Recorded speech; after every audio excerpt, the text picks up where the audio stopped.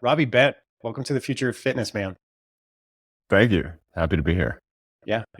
Excited to have you. This is very unique what you guys are doing at Othership, and I've been following it for a little bit. I don't know who kind of brought it across my desk first. Maybe it was the Veneres, maybe it was someone else, but some media I've been kind of following. I know we've had a couple conversations over the past year or so, and you're prepping for your new opening in New York, which we're going to talk a lot about. But very unique style and your background too. I want to get into that in a minute. Like you don't come from the typical fitness, health, and wellness industry background. You did work at Ethereum, you did some kind of non-traditional industries, I would say, but very forward-facing industries. So let's start with that, Robbie. Maybe just give us a little bit of introduction to who you are personally and how you got to be founder of Othership. Yeah, absolutely. So after school, I really was competitive. My parents were quite strict and really pushed me to be successful, I think, as like good parents do. And so I wanted to go into investment banking because that was the fastest way I saw to make money and like be a successful person. And so I started my career in finance. I worked in investment banking at a hedge fund for 4 years. That didn't work out for me. I really struggled in that environment. It was like very difficult. And so I was quite young, still 24, and thought like, oh, I can make money in tech. Facebook was kind of just a new thing. Mark Zuckerberg, exact same age as me. I was like, oh, that's the way to make money, and was very driven by financial gains early on. And so I started a tech company, raised venture funding. We kind of built a Google Fi like roaming style solution so you could use your phone globally. Grew that to 100 employees, and the business never really worked. It ended up failing. Had a ton of experience there, but felt pretty much like a failure. Like my career in finance hadn't worked, my career in tech hadn't worked. So I had no money, had to move back in with my parents, and that's when my journey into health and wellness started. I was struggling also with drugs and alcohol at the time to deal with failure, and so I had a chance to move to Israel and just kind of start my life over, which I took. I'm not Jewish. I don't speak Hebrew. It was just a chance to start from scratch. So I moved out there and luckily enough got into Vipassana meditation. I actually didn't have the money to fly home for Christmas and was by myself, quite lonely. And so there was this, 10-day meditation retreat you could do, and it was free by donation. So, okay, I can get free food and stay here. And I was into meditation, but it was pretty eye-opening. So it's 10 hours of meditation per day. Wow. In complete silence, and it's quite strenuous. And so at that retreat, I had learned about psychedelic medicines and got interested in using them for alcohol addiction, which was a problem for me for most of my 20s. And so I learned a bit, ended up going to Peru on an ayahuasca retreat. It was quite impactful for me. And I then came back to Toronto from Israel, moved home, and I had been chatting with this girl during all these travels, and she picked me up from the airport, and we went on our first date, and she became my wife. And Nice. it was through her. She's a nutritionist and dietitian, and was listening to the early podcast. So Rhonda Patrick, I'm not sure if she's still massive, but before Peter Attia and Andrew Huberman, it was kind of Rhonda Patrick and Ben Greenfield and Dave Asprey, and so she got me into health and wellness, biohacking, and just suggested for our first date, hey, I heard about this guy Wim Hof and these ice baths, and we should try and find one. At the time, we did a Google search, and there wasn't even a bathhouse or sauna in the city of Toronto. So we needed to drive out to this like suburb of Mississauga to an old Russian banya with traditional Venik and food. And then that was our first date. And there we tried the ice bath together. And normally a first date, you're nervous. What am I going to say? What do I look like? And at a bathhouse, you're just wearing a bathing suit and a towel. You can cover your body, and the hot and cold kind of does what alcohol does. They're very similar. I mean, one is healthy and one is not, but it helps with friction and social anxiety. So the date was incredible, and then that became a ritual for us for years, every week. I didn't want to be in places that had alcohol for, I'm sober from alcohol now for over 8 years, and it's fine. I can be around. I could even have like a sip and it wouldn't bother me, but to be around alcohol initially was challenging. And so that's what we would do, is go to these bathhouses. We moved to San Francisco. I ended up working for the Ethereum Foundation early on. And the combination of this hot, cold meditation, psychedelic medicine, therapy, all this stuff, and then having a really supporting wife, really changed my life. And so I joined Ethereum, had a lot of exposure in tech and hardware and software, and did super well there. And on that journey, we lived in San Francisco and Berlin, and everywhere that we lived, we'd form these WhatsApp groups and go to bathhouses. And that would be the Friday night. Saturday, we'd wake up feeling amazing. And so got pretty obsessed with using a sauna and an ice bath weekly, and probably traveled to 70 plus bathhouses across the US and Europe and Japan and Turkey, Temescal's in Mexico, all over. So this is like one of my favorite things to do. We ended up moving back to Toronto in 2019, and myself, my wife, another couple, and one of my best friends from college wanted to create a healthy community. So in our backyard, we ended up building an ice bath by hand with a chiller, filtration, and it was just open season. So, if you knew in the neighborhood, you opened the gate, you could come and use it. I didn't even have to be home. There was like a QR code to join a WhatsApp group. And so people would just drop in all the time. I'd be having coffee in my backyard and 4 friends would show up and start doing the ice bath. And we started learning how to guide them through that experience and experimenting with all kinds of things like sound bowls, essential oils. And that community grew to 300 people. And so every day there'd be at least 20 people at my house hanging out. At night, we'd have a fire going, and it was just a healthy social environment. It was awesome. And as winter came, it's quite cold. The ice bath on its own is less appealing when it's, below 32 degrees, below 0 degrees. And so we converted my garage. It was a 3-car garage. We converted it into a sauna, ice bath, and tea room, and downloaded an app. So you would get the app if you're in the community, you could let yourself in and you'd clean up after yourself. And every day, one of myself or my co-founders would work there. And that grew into a 1,000-person community. And it was like a side business, and it was unpermitted, just to be clear. And that was just something we were doing for fun while I was working for Ethereum. And the whole reason behind Othership is just to create healthy community and a space where people can feel into their emotions. And in that space, we sort of stumbled on something special, was the idea that maybe you didn't need massage and food and all these other things to do the hot cold. And also maybe you didn't need 3 hours, because before that, everywhere in the world, you'd go to a bathhouse and it was an unlimited time. And it's usually, $100 plus to stay. It was like a big experience that happens infrequently. And for us, we started to see this thing you could do in a shorter time period that was pretty interesting. And then we also started to see the beginnings of programming. And the programming just happened. People are off their phone. They're struggling to get in the ice bath. What do you do? So, one of the first stories we ever had of programming is a Valentine's Day when just 3 couples were there. And we're doing some guided self-massage in the sauna. One partner starts, next partner goes. Then everyone shares about their first date. Couples plunge together with an eye gaze and a hug to get out, come back into the sauna and share, what's inspiring about your relationship. And all 3 couples are crying. And we started really, wow, like this is a really powerful container to have a class happen in. And that's sort of where what Othership is really known for, these signature classes, was born. Yeah.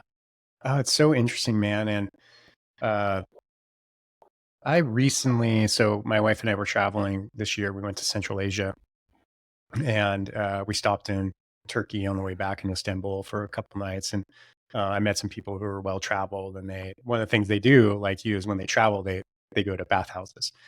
So I decided, well, on my trip, this sounds like something I could totally get into. So I tried like an ancient bathhouse in one of the ancient cities in Uzbekistan. And then in Istanbul, I went to a more modern one. And I was like, I could really get into this, and it just seems like something I'm so shocked that like everyone around the world does. But in the United States and maybe Canada is the same, as you could probably speak to. It's like, it's not big. Even living here, leaving California, living to Montana, the sauna culture is different here. We have kind of a Finnish affinity here in town. So like my neighbor built his own sauna, and we'll do sauna, and it's like a thing. It's like a couple hours, right? You get some appetizers, you do a couple sessions, have a beer in between. Like it's just what you do to hang out and socialize. And so I'm just, I feel like our culture here in the United States is just starting to maybe see a glimpse of what's that's like. I mean, from your take, is that accurate, or do you agree, disagree? Where do you stand on that? Yeah, I mean, if you look at, humanity since the beginning of time, almost all cultures have some form of hot cold, and the practice is ancient, like back to the ancient Greeks, where people would gather to share ideas in the bathhouse. In Mexico and Latin American countries, you have the Temescal, which was a spiritual experience. For indigenous, populations, there's the sweat lodge. In Russia, there's the banya and the venik. In Finland, there's the sauna itself was created, and the steam is like a spiritual experience. In Asia, you have the onsens. Like in Turkey, you have the hammams. And so Hmm. most cultures have this, and it's existed since, kind of the beginning of time. I think it's really interesting in Canada, the US, London, places with a Christian background. I don't know if it was because of, bathing, being naked. There was a bit more taboo around it until recently, in the last 10 years, it's become very clear about the science. And now North Americans are starting to pay attention to, if you listen to a health and wellness podcast, sauna cold plunge is right up there with exercise, and it will be in 10 years even more clear. So I think it's to do with religious aspects, and then also with complicated zoning in the US. So there's a very intense bathhouse code and health codes that were related to brothels 50 years ago, escorts, sexual, like Interesting. public bathhouses in like both San Francisco and New York. So it's very hard to build these spaces and to comply with the health code required. And so I think especially in cities, like you're saying in Montana, outdoor, much easier. You see this more. Even outside of Toronto, you'd see these Nordic spas, and they're quite popular in Canada and have been for a long time. But in city, across North America, outside of New York now, there's almost zero bathhouses, which is kind of mind blowing. Yeah. That's a really interesting point, and it's making me think too, because I lived in San Francisco in the early 2000s in my 20s. And when you heard the term bathhouse, it was a very specific image that you insinuated what was going on in the bathhouse. And then when I opened my first gym in Santa Barbara, we were in what was called the funk zone. And back then it was truly funky. Now it's like, you know, breweries and wineries. It's just been completely changed. But it was, our 400-meter loop that we ran consisted of like a fish dryery, a strip club, adult bookstore, and a bathhouse, right? To give you an idea of what was going on. And the bathhouse was attached to the adult bookstore, which insinuated a certain amount of activity going on in there as well. So I think you're right. I think in the culture now, I'm kind of talking this through with you, seems to have like that term bathhouse. As more generations kind of continue, that'll probably fall off of what that used to be. That connotation used to be. It's pretty cool. It's pretty cool. So there's a place in New York called Bathhouse that's awesome. There's one in Mhm. Williamsburg and one in Flatiron that just opened, and they just repurposed the word. And so instead of calling it something different, it's just called Bathhouse. And I remember when they launched, I was like, "Well, that's really bold," because before, like in 2019, Bathhouse terminology was exactly like you said, and it means like sex, escorts, orgy, type place. And so now, though, that seems ridiculous to me only 5 years later. And it's like, yeah, bathhouse, like it's a cool spot. So I think that's already happening. And in 5 years from now, it'll be a term of pride, perhaps. Yeah. Well, our species has a strong sense of amnesia anyway, as we go generation to generation. So it's pretty amazing. There's one of the questions I want to ask you is like, let's paint a picture. Let's say you sit on a flight and you sit down next to someone and they ask you like, "Oh, hey, nice to meet you, Robbie." Like, so what do you do? What industry are you in? What do you tell them? I don't know. I had this at it was at a comedy show, and it was a private comedy show, comics and magicians performing at your table. And what do you do? And I'm like, oh, I run like a social wellness thing. Everyone's at the table is like laughing, like, what are you talking about? That's not what you do. Like social wellness, that doesn't mean anything. If I say bathhouse, it's not that either, because we have the best way to describe what we're doing, what we're known for, these signature classes, and it's a mix of a Cirque du Soleil like experience where you are seeing a world-class performance with insane lighting, incredible music, world-class special effects. And as part of that performance, you are a part of it. You're participating either through breathwork, sound, singing, visualizations, movement. And in addition to that, while performing, you're getting the health benefits of the hot and cold. So I really think one way to describe it is sort of like wellness as entertainment, making wellness fun, but it doesn't have a name yet because it didn't exist before. And so it's just, it's Othership. It's an otherworldly experience. And so that's how I describe it. And I have to explain what happens. So, I might say like, oh, well, we'll have a 250 person party with 3 saxophone players, a pianist, a bongo drummer, a fire dancer, a magician happening in the world's, the US's largest sauna and a tea room. And so it's an experience that is like a sober nightclub with no alcohol. So it is really hard to explain, because also the space can be used for silence. So we have quiet free flows where you might be there and there's a live cellist playing and there's journals around for you to journal, and you're using the hot and cold in a more quiet, introspective Zen way. And so I like to think of it as a community space where you can come and connect, work on your emotions in a number of different ways. But like, Yeah. how do you explain that in 30 seconds? Yeah, it's really hard. You'll get it. I mean, it'll probably take like 5 years until you can nail that down, but I think you'll get it. I mean, it's obvious, like when I look at, just simply by looking at your website, hearing you talk, looking at some of the branded content, like really cool content, by the way, that you posted on LinkedIn, like whatever that video was, that was really, I know you're proud of it, but I think people should go check out your LinkedIn and look at it. It was really cool. It's experiential, obviously, right? Like you guys are selling experiences, you're selling community, which, you know, the tough thing about that is like people have to experience it to really understand the experience, right? So maybe best you can is walk us through like what is the whatever you call member, community member, customer experience as best you can. Walk us through that. Yeah, so there's a number of ways to use the space. It's open from 6 a.m. to 1 a.m. every day in New York, and there are 28 different classes. So each day, there's a number of different ways to use the space. So one is the class, of which there are 28, and there's 4 classes a day: 7 a.m., noon, 5:30, 7:15. And those classes, they're like pieces of entertainment. They're not meant to be done the same one every day. They have some novelty to them. And that's why we've created so many, so that you can go back and it's like you're almost watching a new show each time. I personally found you can do the same class like once a month. And so even if you're coming, 28 times a month, the next month, they're completely fresh. So those classes range from down, we call them. Down might be like an intro to meditation. It might be a deep stretch class. It might be a senses class where you're sitting in the dark, working through the sense of taste. We're handing out mints. Your sense of smell is different. Aromatherapy is happening on the stove. Your sense of touch is you're massaging your body. So they're down. They're meant to be like introspective mini meditations, relaxing. There's a sound immersion where, a guide will be playing 5 different instruments with some group singing. Then there's up classes. Up is really about these almost cheesy exercises that make us feel like a child and have fun. So 80s dance party, call and response, guide saying, ha, ha, everyone, ha, ha. A snowball game where you're holding a snowball, you're throwing it to each other and then throwing it on the stove. They're like little games that are more akin to fitness. So people are talking to each other, creating relationships. The energy is very high. And then our signature all around classes, which are emotional. And so there's 6 or 7 like very deep emotional classes around themes like love and kindness, acceptance, emotions A to Z, which is experiencing different emotions, gratitude, inner power, confidence. And these classes are combining elements of group therapy with hot, cold, and somatic work. And those are our deepest experiences that really help people make breakthroughs. And so we kind of have something for everyone. So those 4 sessions happen every day.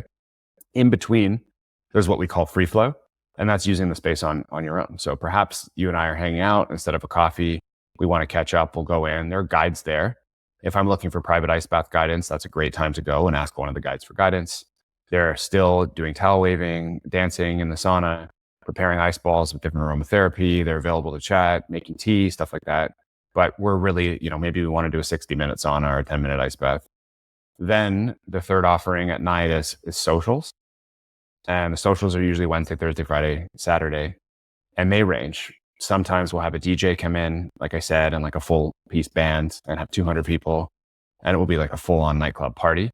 Sometimes it will be more entertainment. So we'll have stand-up comics come in and perform in the sauna. And it's like going to a comedy show, except you're doing it without alcohol in a new environment. Sometimes we'll have live music. So really the way to think about the space is a space that is definitely good for your health. But more importantly, it's a space that you can connect and be entertained. And so the whole idea behind Othership is that it's just like a fun place to connect and do emotional work if you feel called. Yeah. Yeah. Very, very cool. Well, I want to ask this question. I've been trying to figure out how to like ask it correctly. But as we see like this emergence of, like alternative wellness offerings, I'm just going to call it that, right? So a lot of stuff like you're doing, or the contrast therapies, the pause studios, like, are these consumers, the people who are coming in, are these people who would be like a traditional fitness gym owner or a gym consumer? And the point of this question is like, are people going to pay, are fitness people going to pay for both? Right? Are they going to pay for both models, or is it tapping into a whole new market that's not really the same? Like, should we be comparing the two markets in a way? Does that make sense? No, you shouldn't. I mean, like, look, there are people who are fitness users that are like, hey, I want recovery, and Pause, Remedy, these places are great for that. And they might be professional athletes, a lot of runners, triathlon people that are coming for recovery and that are hardcore about their fitness and they want to perform and they're professional athletes. And we have a ton of those customers, but that's not what Othership is about or what makes it unique. And that's not our messaging. And that's not a, hey, I'm going to go and do the ice bath instead of go to Barry's at all. Like they work in tandem. And so the more people that are doing fitness, the more people need to recover, the more they will use hot cold. What's exciting about Othership is we tap into something completely different. It's really tapping into culture. And so the person that goes to Barry's or works out, guess what? They're drinking way less. And so they are looking to recover, but they're looking to have fun. And so if I'm a healthy person that's like counting my macros and using a blood glucose monitor and going to the gym, like the days of me wanting to go to a nightclub and have 15 beers, that is over. You know, people want to be healthy. It's very clear due to like Aura and Whoop, these apps, what alcohol does to you. Like you can see your sleep score in one drink. It's people listening. All the education is free and available now from Peter Attia and Andrew Huberman. And so I think there is a desire to have experiences that aren't alcohol related.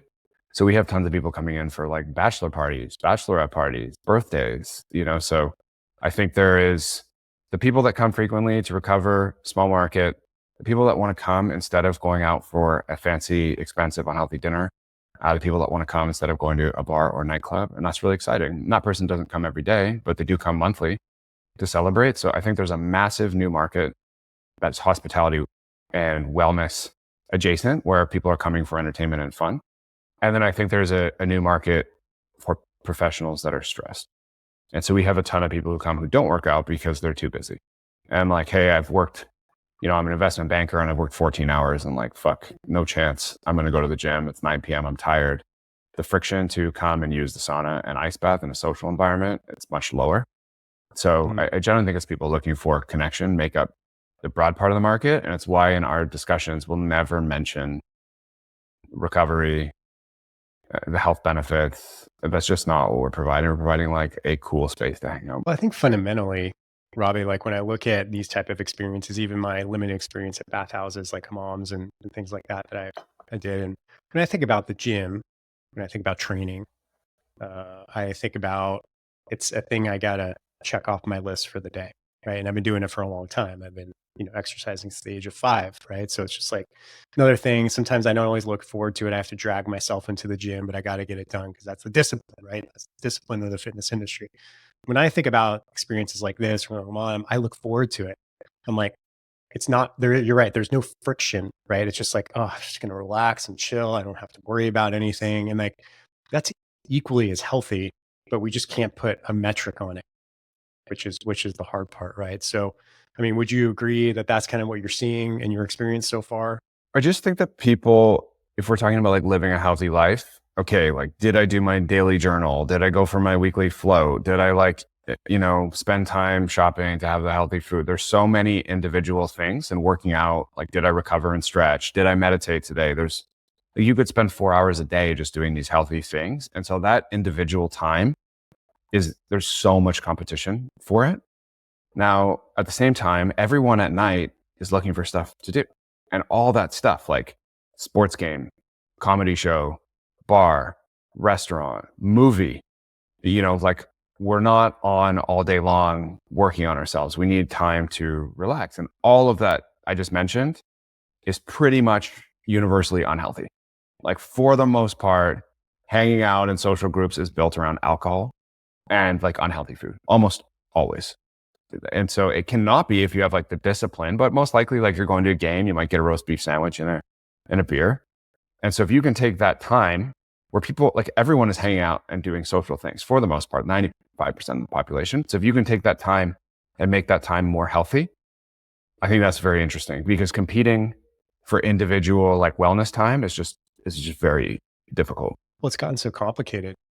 right? Like to maintain your health and fitness. I mean, you look at, and I love everything that, people like Huberman and Atia have done, bringing the education. But if you follow their protocols, it can be downright overwhelming. Like there's so many things you have to do, right? There's so much discipline involved. And, it's like every day of the week, you have a different workout, a different variety of workout. And then, you have to do your cold therapy and your sauna, and you have to do the nutrition. And then you have to, check your VO2 max every month and like get a cold and live out your life. And I think this is something where you're right. And, I see it generationally, and this is what I'll get your take on too. Like, I look at my parents' generation, my mom will be 86, everything included a cocktail, right? Like when I was growing up, it's like all I saw was my parents, like every night was a cocktail, right? Going, after their tennis, there was a cocktail, right? It was like everything had cocktails. All the pictures we had of that age, it was like everybody had a cocktail. And then as like generation goes by, I'm Cigarette 47. also. Cigarette, yeah, yeah. There's a great That's picture of my done now, mom. but God that bless was her. like it. Yeah, she was like had her feet up. She was pregnant with me with a cigarette, and I was like, oh, okay. I know I have asthma. But as you see these kind of generations move along, I feel like the younger, especially 35 and under, tend to be more likely to do what you're talking about here. There's less take to alcohol. It's a really interesting thing. Like it just seems to be being shoved away. Yeah, I mean, the stats are crazy. Somebody told me that I don't know if it's true, but they were just saying like in New York, the dry January is over 50% of people that are like doing that. I couldn't believe that stat. And that's not, yeah, there's young people, but just in general, people are drinking less. And you're seeing the rise of like, Athletic Brew Co., massive, like huge brands providing non-alcohol based drinks. And alcohol does have value, though it solves a problem. And that Yeah. problem is social anxiety. That's why it's so popular, because it does a couple things. So like you go out to a bar, and if you ever are sober, which, 8 years for me without alcohol, it's uncomfortable. Like, oh, what am I going to say? How do these people like me? There's just like, that's how I feel. And I know many others. And so alcohol was a crutch to just feel a little better. Also, I'm thinking about all my problems of the day and my to-do list, and it would just be one drink. That stuff would slow down. So it did solve a real problem. So if you're going to do something, you need that's why the hot and cold is so powerful, because it helps you loosen your inhibitions, forget about your stresses a bit. And so entertainment can do that as well. Like if you go to a sports game, you can be like so absorbed in the game, and you can cheering and be with your partner who's like cheering for the same thing. So I just think that bars are so popular, but people won't go out without the alcohol piece. So it's like, what else can you use for stimulation and to kind of shift that? But yeah, agreed. Alcohol is declining big time. Yeah. Well, give me some ideas if you can. Like, who is the core member? Do you call them members? What do you call people who Go journeyers? Journeyers? Okay. Jays. The what's Jays. the Jays? All right. What is the core kind of demographic of the Jays? Yeah. So, 60, 65% women. And we use the classes really, they're quite emotional based. And it's because we want a certain culture in the space, and we want that culture to bleed beyond the class. And so if you come to a loving kindness class, it's very clear what the culture is of the business and of the community. And a lot of the space, we want people to become friends. Like we have classes that are specifically where, there'll be a question prompt, and you'll be put with 4 or 5 strangers, and there'll be questions asked of you once you're kind of feeling relaxed from the hot and cold. And the goal is to try to create friendships. And so the type of people that come really make a big difference in your personal experience. So if somebody is kind and interesting, inquisitive, and asks you a question, and you get to talk a bit about yourself a few times, you're going to have a much better experience. It's going to feel more authentic. So we really gear the space towards safety. So that includes like these emotional classes that sort of set the tone. The towels are designed in a specific way. The lighting palette's designed in a specific way. The sight lines across the space are designed in a specific way to make the space feel very safe for that demographic. You can imagine a bathhouse, I'm not saying it's in a bad way, but with 90% of like fitness obsessed men, can create a very like aggressive culture. So we're just very careful about designing the space in a way that it is accessible for most. One thing we're working on is like the brand is very cool when you see it. Everybody looks really good in the space. It feels accessible, but also almost too cool in some ways. So we want the experience to feel like, oh, this makes me feel like I've never been to Burning Man, I can go, but not that, oh, I don't fit in there. And so, we're experimenting with things like a bring a parent for free day. I did a love and kindness class with my mom recently. We were both crying. I was eye gazing with her. And I wanted to do psychedelic medicines with her for a long time. And it's not accessible for her. It feels illegal and risky. And that experience was almost psychedelic. So I think this idea of having multi-generation and bringing parents is something we're now really leaning into. But firstly, like primarily, female, but still pretty good split. Like it's not like Pilates and yoga where it might be 85, 95% women. So it's kind of 60, 65% women.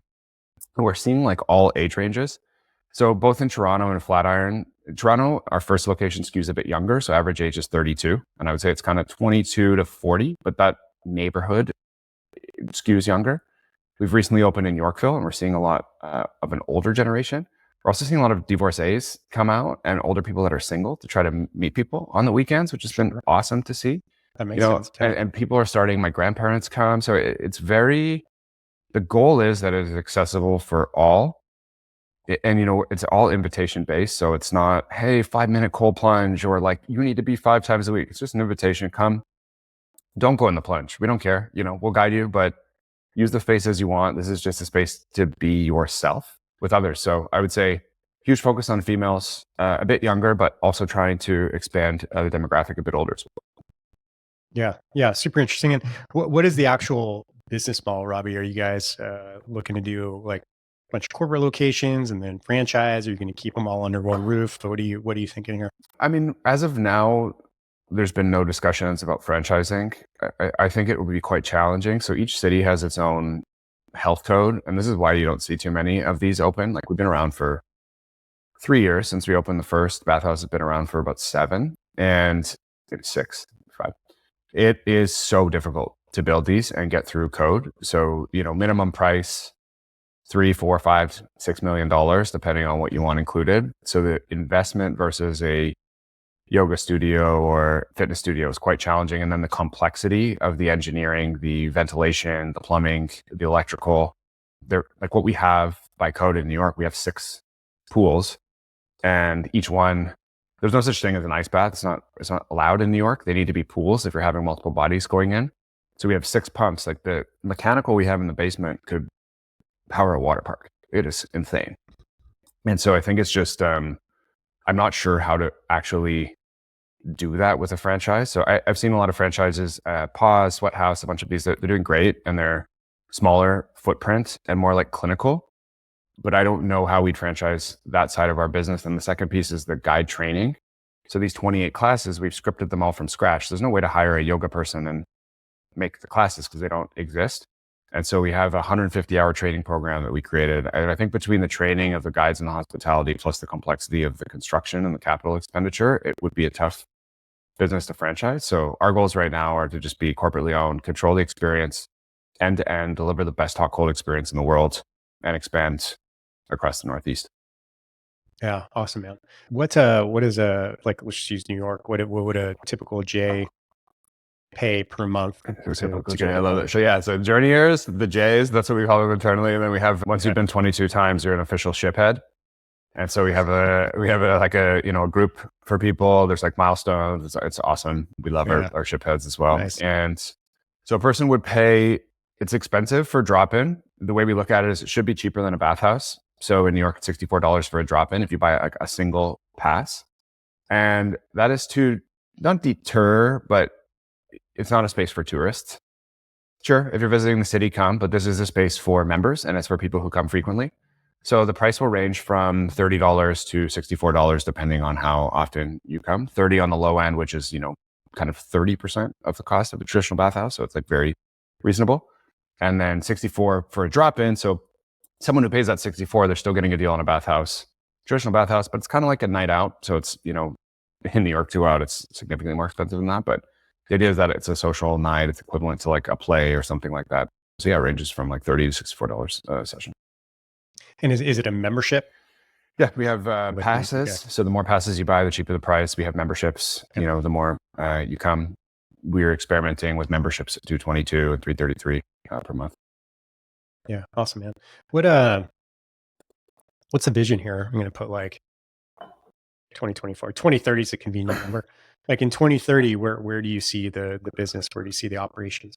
I think what's really interesting about Othership is that like our stated mission is space for transformation. And so it's really to create a space where you can find behavioral change in a group. And so it's all our experiences, whether it be the app or the space, are based on these experiences that help you become more yourself and that help you do it in a group. And so I really am inspired by what religions have done in the past, and those have been falling off. And so for me, coming into this space, I was struggling. I was really had a drug problem, wasn't happy, wasn't successful, self-confidence issues, the whole thing. And I kind of hacked my own program together. And it was because of these like abject failures that I like searched for help. And a lot of people I know that are working hard for corporate jobs are like struggling. Like it's tough. If you live in New York, you have a phone, you're like struggling to make ends meet. That's like the majority of people who live here. It's expensive, kids, like it's just life is it's hard if you have a phone. And so I would love to create this platform that allows people to more easily interact with emotional resources. So to go out to a therapist, a lot of friction, it's expensive. Go to like a meditation retreat, that's insane. You know, people like it's tough. So I would love to have a more broad-based appeal to the entire population. And that includes just like many Otherships in all major cities. It would be really awesome to have a retreat built. So if you've come 22 times, you can like go to that retreat. It would be awesome to have kind of like a, you know, Coachella meets Tony Robbins type thing where you go for a few days for like the people that really like it. The app, I would love to have people come in groups. Like my goal is that you come into a new city, you don't have friends that are healthy the same way we were in Toronto, and you're able to quickly assimilate into a community and use that community. So, you know, 2030, I'd love to have, I don't know, 30, 40, 50 studios around North America and a giant community built on top that helps people go from maybe like, hey, I'm just not happy with my life right now, and to be having more of these services accessible. Yeah, I like it. And it sounds like more urban settings is where it has to have a certain population size, or yeah, what are the markets that you guys are identifying? Yeah, I mean, like for us, I had this experience where I went on retreat and I saw so many people in our community, especially around COVID, like, oh, we're going to move to Costa Rica and do a retreat center. And that's great. But like, we can just service so many people. And so if you want to talk about impact, like where people struggle the most is not in these like beautiful, idyllic environments. It's in cities. Cities are just hard to live in as a human. They're amazing, but they're difficult. And so I'm like very passionate about bringing this into the most dense, hardcore urban environments for corporate people that are working all the time on their phones, don't have exposure to nature, don't have exposure to sunlight, are like just living in the grind. That to me, that's my people. That's like, you know, I resonate with that. And so, you know, New York, Washington, Boston, Philadelphia, Chicago, major cities, and then of course the West Coast, San Francisco, places like that. But I think major cities is where we want to be and where I think people will have the most, where they need it the most. Yeah. Yeah. Really interesting, man. I mean, do you think it would ever work in a smaller market? Like, my market's really small. You know, we're like 100,000 people here in the Valley, but you know, maybe cities of or areas of up to 1 million, like a little bit smaller than the major cities. You think that would work? Yeah, I mean, I think you would just have to adjust the sizing. And so, but yes, I mean, I've seen bathhouses in like super tiny cities. So you just have to adjust the sizing and adapt your build costs and ensure that you can build for like X amount. But like, you know, in the cheapest format, outdoor sauna, and again, like depends on in smaller cities, I would assume they're like less likely to enforce these hardcore health codes. But a mobile sauna and cold plunge in your small city, and people gather at night, and you know you can have 10 people. Like even just if you live in a small city in your backyard, putting a sauna and cold plunge and inviting friends over, fuck yeah. So I think the demand will be there everywhere. It's just like, will the economics work with the throughput and the cost? Robbie, share what you can. Like, where is the business at now? Like, are you guys raising money? I know you have 3 locations, right? 2 in the Toronto area, 1 in Flatiron of New York. I'm really excited to see it, you know, in the next month when I come out there. But yeah, give us some idea of like where you're at from a business perspective. Yeah, we raised $10 million to date. So we self-funded the first unit. We raised a $2 million seed round for the second unit. And then we raised $8 million Series A for New York units 1 and 2. New York 1 launched 2 weeks ago. It's already our most successful unit in terms of check-ins, which is insane. We're doing numbers here that it took us a year to build to in Toronto. So super excited about the reception from New Yorkers. It's like traditionally like quite a challenging market, especially to navigate opening, and the cost, everything's more expensive. But once you can open, if your product is unique, the demand is like pretty unparalleled. So we're starting to see that. It's been such a challenge. It took me 25 months, lost out on multiple sites. Space was delayed, tons of problems with construction, with code, permitting, hiring. And so now like to get open here, major achievement for the brand. And now we're starting to see the fruits of that. So it's really exciting. I'm starting construction on our Williamsburg space, which should be open next year. And so I think in terms of fundraising, we're profitable right now. And so after Williamsburg, we'll kind of decide what to do. And there's a number of options. Like one would be an institutional fundraise and expanding pretty aggressively across New York and some of these Northeast markets I mentioned.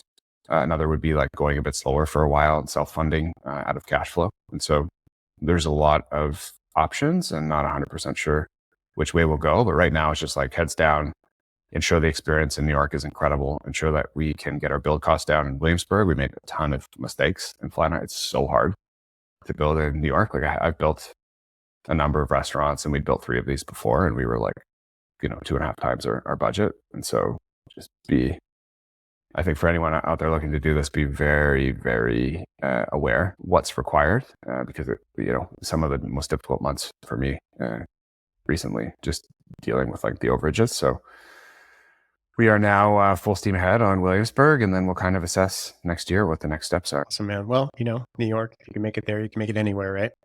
As they say. And so I thought that was really interesting. We were talking about pre-recording, like you're all in, like your whole team's in Williamsburg. You have a house rented. You're all living together. Like, tell us about that. I think that's pretty cool. I don't hear about that too often. Yeah, I mean, our entire team is like has the logo tattooed on our bodies, and so it's like we're as all in as you can be. We put in a ton of our own personal money. We've guaranteed all these leases. We've guaranteed debt on each of the buildings. It's myself and my wife, our co-founders. It's another couple who are my best friends. There's 5 of us, and I'm a friend from college. And so I had lived in hacker houses a lot in my Ethereum days and had just seen like there's a lot of Silicon Valley lore about like the company starting in a garage. And, there's a few people and like our company didn't start in a garage. It was a garage. So I'm really big believer in like the culture and the authenticity of the mission spreads out to the journeyers. And so we decided in New York, this is such a big thing. Like, I don't think there's ever been a Toronto-based or Canadian-based company that built something from scratch that went into the US in the wellness space that was completely new and like opened in Flatiron. I'm from the small town of Guelph outside of Toronto, and like Flatiron is like the biggest stage in the world for health and wellness. And so it's scary, it's expensive. We're over budget and we're like, are we going to be able to do this? Like it's New York. And so to build culture, we decided to rent a house all together. So there's 5 co-founders. There's my son, who's 2 years old. There's like a little dog. There's my sister. My mom is here. So a grandma is in the house. And then we're flying our best guides. We're here for 5 months. And so every 2 weeks, we have our best guides from Toronto, our best front desk from Toronto coming down, living in the house. It infuses the culture. So people from Toronto are so excited they get to come to New York and perform and share what they've learned. And so when they go back, it's great for the Toronto team. And then for the New York team in the box, there are always people who are obsessed with the mission in the space, kind of leading by example to infuse the cultural values. And then we all live in this house together. So, we come home, it's midnight after like a long shift. We order a pizza. We talk about what worked. We're just talking about it all the time, full immersion into just this business. And it's like, look, you want to succeed at this level? Like that is what it takes. Complete sacrifice on all the time. And like, we care. We just want it to be the best in the world, and it's worth it. And it's fun. And yeah, it's intense and hard, but it's been like, I was saying I'm 40 years old, and it's like, I had an opportunity to go back and like live in community, like in university. So it's been an awesome experiment. Yeah, man, that's great. I mean, I've worked really hard hours over the years, and when it's fun, you barely feel it. Right. But as soon as it doesn't become fun, it becomes like one of the biggest weights ever. So awesome. That's really cool. Yeah, I definitely had a few, in the last 4 months of it not being fun. We were running out of money. We weren't open. We couldn't get our permits. And like, I was going down to City Hall, like I've been down 4 times. Like, please, like, what do we need to do? And it was really intense being over budget. And now, luckily, we're open and profitable, but it was not fun. It was waking up every day and like, holy fuck, like this has to work. So yeah, the boats have been burned, and we're going. There's no other option. Yeah. Yeah. I love all the boat analogies. Last question for you, Robbie. As an industry, I mean, kind of give insights to people who listen to this podcast, a lot of, people in the industry, like how can we help you? What do you need help with right now? What would you like to hear from people about if they reach out? I think it's just building the community in New York. So number one is, hey, let's, get the word out and bring in friends, invite people. We have a first timer free deal, so it's just kind of like every person that comes in and experiences for the first time a sauna performance, a scream in the dark, it's amazing. So we're just trying to build the same level of community in New York or in the US as we did in Canada. So it's just driving demand, driving brand awareness, and then, specifically looking to talk with big real estate firms that are interested in having us as an amenity across the country. So real estate investors, real estate firms. We've had a few offers recently to become like a flagship or anchor tenant in residential real estate buildings. And so high-end residential real estate buildings where the developers own the building, and then Othership would be a large amenity. And so, we're definitely looking for real estate partners to help us scale the business. Yeah. Okay. Right on. And if people want to get a hold of you, Robbie, I mean, your website I see is othership.us. Is that the same? That's the one. Yeah. And you can book there, but at Robbie Bent on Instagram, at Robbie Bent 1 on Twitter, Robbie Bent on LinkedIn. You can add me and message me like, hey, I heard about, Othership and I want to give some friends a free pass. Like, just reach out and let me know and I'll get you set up for the New York location. Yeah. Yeah. Right on, man. Well, I'll get to meet you in person in September, right? At Beyond Active, I believe. Man. Let's do it. You'll get to experience it live. Yeah. Yeah. I'm super down. I'm really excited for it. This is something that really interests me at this phase in life for sure. So great work, man. It was a pleasure talking to you, and really appreciate you spending some time. And we'll be talking soon. Thanks, ladies and gentlemen. Thank you. Robbie Bent. Cheers.